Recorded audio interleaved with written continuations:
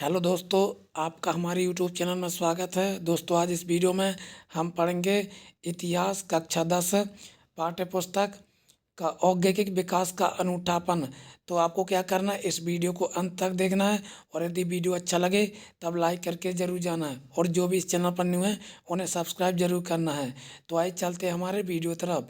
क्या कहा गया है, भारत में औद्योगिक उत्पादन पर वर्चस्व रखने वाली यूरोपीय प्रबंधकीय एजेंसियों की कुछ खास तरह के उत्पादकों में ही दिलचस्पी थी। उन्होंने औपनिवेशिक सरकार से सस्ती कीमत पर जमीन लेकर चाय व कॉफ़ी के बागान लगाए और खनन, नील व जूट व्यवसाय में पैसे का निवेश किया। इनमें से ज़्यादातर ऐसे उत्पादक थे जिनकी भारत में बिक्री के लिए नहीं बल्कि मुख्य रूप से निर्यात के लिए आवश्यकता थी। 19वीं सदी के आखिर में जब भारतीय व्यवसायी उद्योग लगाने लगे तो उन्होंने भारतीय बाजार में मैनचेस्टर की बनी चीज़ों से प्रतिस्पर्धा नहीं की। भारत आने वाले ब्रिटिश मालों में धागा बहुत अच्छा नहीं था, इसलिए भारत के शुरुआती सूती मिलों में कपड़े की बजाय मोटे सूती धागे ही बनाए जाते थे। जब धागे का आयात किया जाता था तो वह हमेशा बेहतर किस्म का होता था। भारतीय कताई मिलों में बनने वाले धागे का भारत के हथकरघा बुनकर इस्तेमाल करते थे या उन्हें चीन को निर्यात कर दिया जाता था।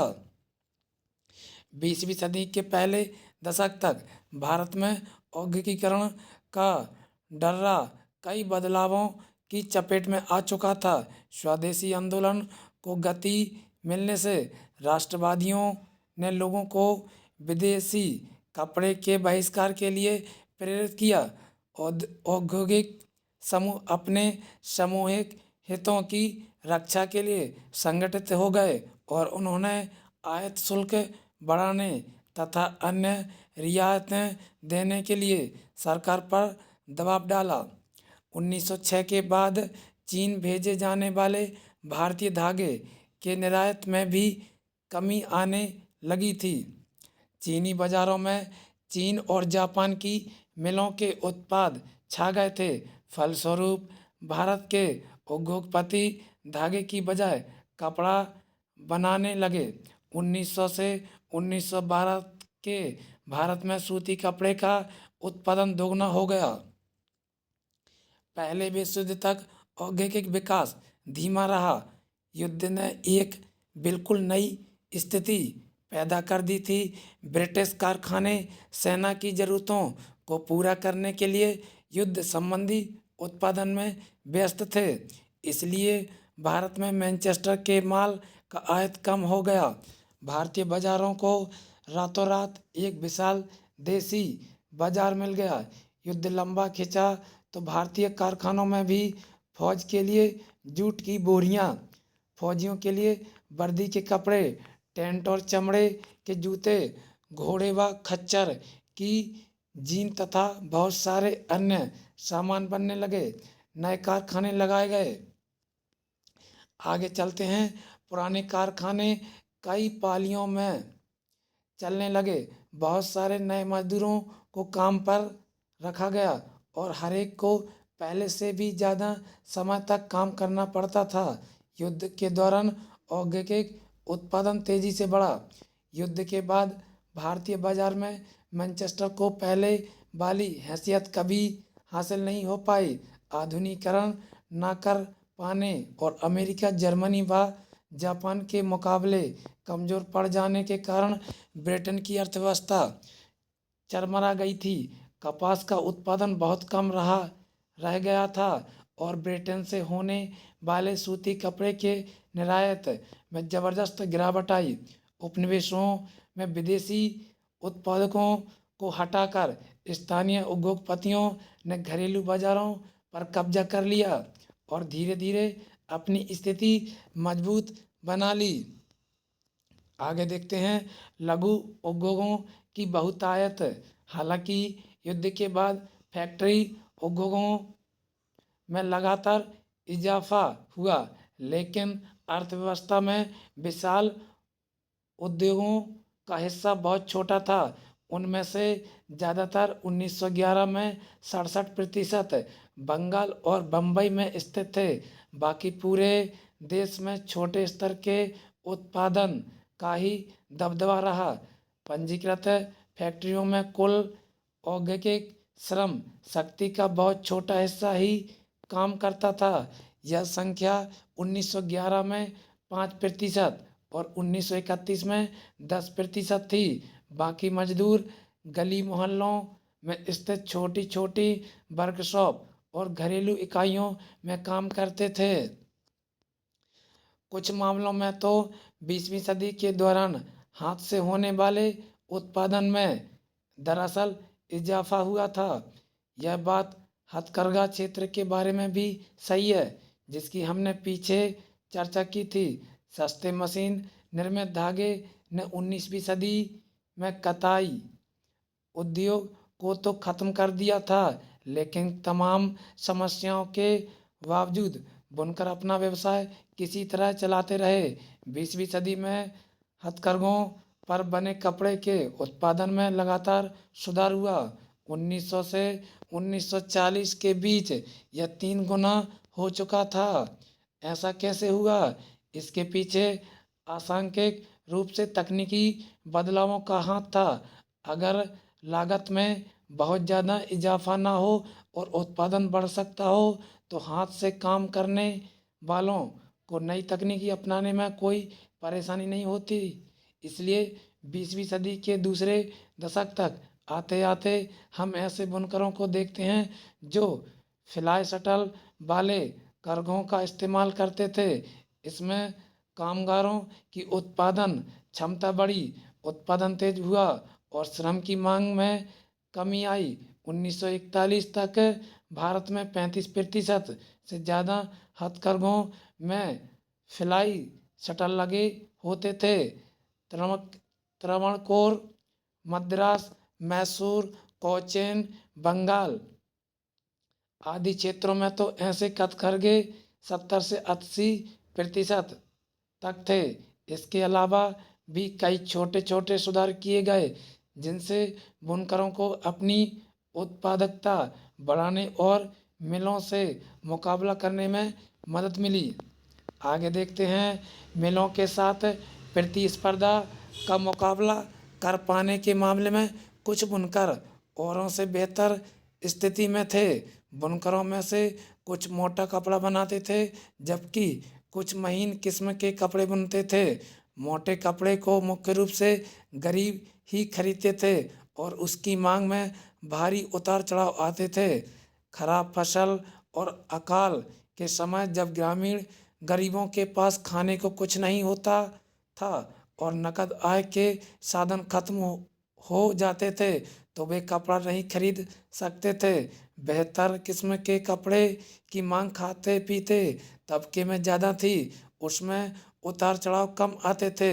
जब गरीब भूखे मर रहे होते थे, तब भी अमीर यह कपड़ा खरीद सकते थे। अकालों में बनारसी या बालूचरी साड़ियों की बिक्री पर असर नहीं पड़ता था। वैसे भी जैसा कि आप देख चुके हैं, मिल विशेष प्रकार की बुनाई की नकल नहीं कर सकते थे। बुने हुए बॉर्डर वाली साड़ियों या मद्रास की प्रसिद्ध लुंगियों की जगह ले लेना मिलों के लिए आसान नहीं था।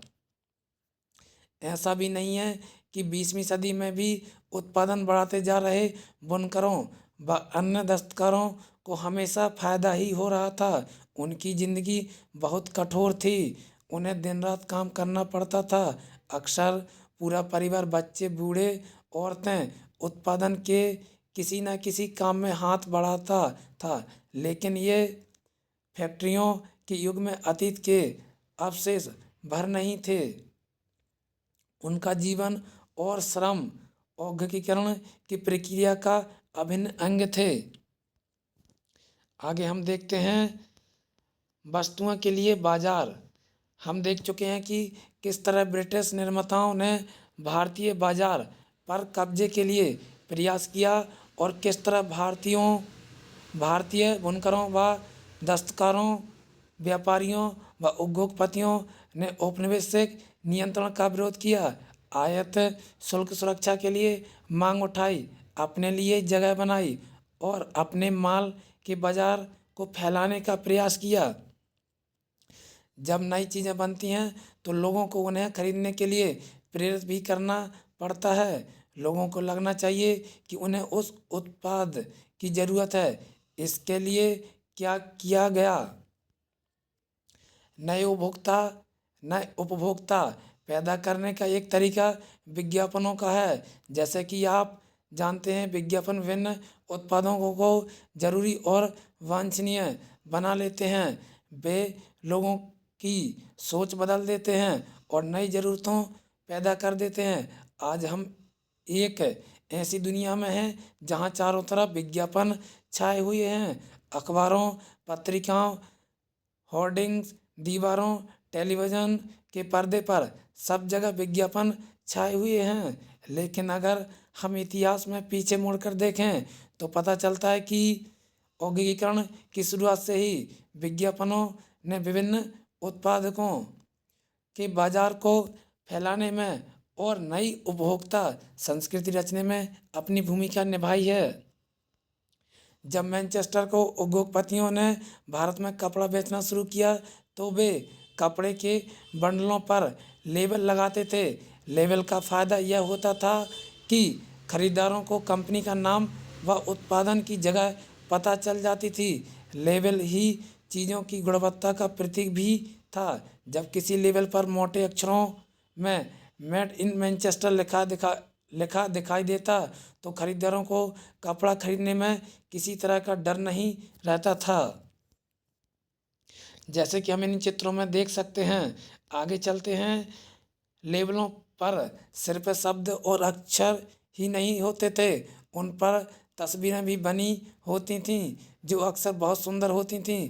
अगर हम पुराने लेबलों को देखें तो उनकी निर्माताओं की सोच, उसके हिसाब किताब और लोगों को आकर्षित करने के उनके तरीकों का अंदाज़ा लगा सकते हैं। इन लेबलों पर भारतीय देवी देवताओं की तस्वीरें प्राय होती थीं। देवी देवताओं की तस्वीर के बहाने निर्माता यह दिखाने की कोशिश करते थे कि ईश्वर भी चाहता है कि लोग उस चीज़ को खरीदें। कृष्ण या सरस्वती की तस्वीरों का फ़ायदा ये होता था कि विदेशों में बनी चीज़ भी भारतीयों को जानी पहचानी सी लगती थीं। 19वीं सदी के आखिर में निर्माता अपने उत्पादों को बेचने के लिए कैलेंडर छपवाने लगे थे। अखबारों और पत्रिकाओं को तो पढ़े लिखे लोग ही समझ सकते थे, लेकिन कैलेंडर उनको भी समझ में आ जाते थे जो पढ़ नहीं सकते थे। चाय की दुकानों, दफ्तरों व मध्यवर्गीय घरों में एक कैलेंडर लटके रहते थे। जो इन कैलेंडरों को लगाते थे वे विज्ञापन को भी हर रोज़ पूरे साल देखते थे। इन कैलेंडरों में भी नए उत्पादों को बेचने के लिए देवताओं की तस्वीर होती थी। देवताओं की तस्वीरों की तरह महत्वपूर्ण व्यक्तियों, सम्राटों व नवाबों की तस्वीरें भी विज्ञापनों व कैलेंडरों में खूब इस्तेमाल होती थी। इनका संदेश अक्सर यह होता था, अगर आप इस शाही व्यक्ति का सम्मान करते हैं तो इस उत्पाद का भी सम्मान कीजिए। अगर इस उत्पाद को राजा इस्तेमाल करते हैं या उसे शाही निर्देश से बनाया गया तो उसकी गुणवत्ता पर सवाल खड़ा नहीं किया जा सकता। जब भारतीय निर्माताओं ने विज्ञापन बनाए तो उनमें राष्ट्रवादी संदेश साफ दिखाई देता था। इनका आशय यह था कि अगर आप राष्ट्र की परवाह करते हैं तो उन चीज़ों को खरीदिए जिन्हें भारतीयों ने बनाया है। ये विज्ञापन स्वदेशी के राष्ट्रवादी संदेश के वाहक बन गए थे। तो दोस्तों, ये थे आज का हमारा वीडियो। आपको ये वीडियो कैसा लगा? यदि आपके लिए वीडियो समझ आया हो तो लाइक करके जरूर जाना है और जो भी इस चैनल पर न्यू है उन्हें सब्सक्राइब जरूर करना है। तब तक के लिए थैंक यू दोस्तों।